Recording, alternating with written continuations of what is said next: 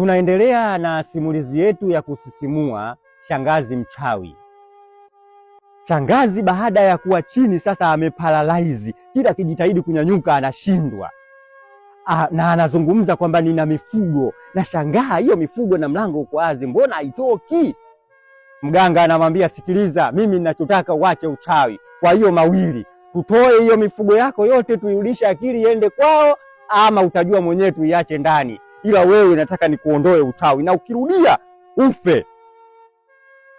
Shangazi namuona anasema, sasa basi sawa, waondoke, ila wakishaondoka mimi sitaki kujulikana kama hao walikuwa kwangu. Mganga akasema hiyo ni kazi ndogo.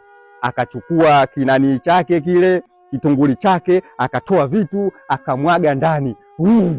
Kumwaga ndani, mganga akasimama pale akawa anasema, haya, kila mtu nataka aende kwao. Akishafika kwao ndipo huko atajua yeye nini cha kufanya, lakini mimi sasa hivi nawaamuru wote toka.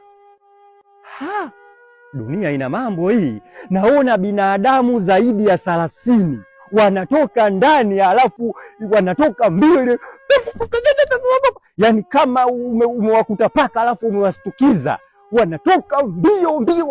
Mimi naangalia kwa macho yangu nikasema, jamani, wachawi kumbe ni watu wabaya namna hii.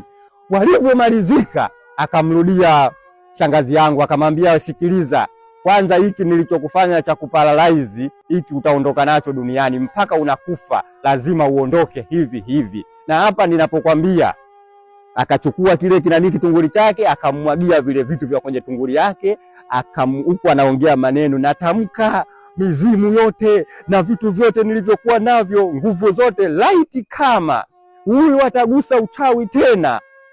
Endelea kufuatilia sehemu ya 24 ya simulizi yetu Shangazi Mchawi. Na mashabiki wangu, hiyo ndo itakuwa sehemu ya mwisho ya simulizi yetu hii ya Shangazi Mchawi.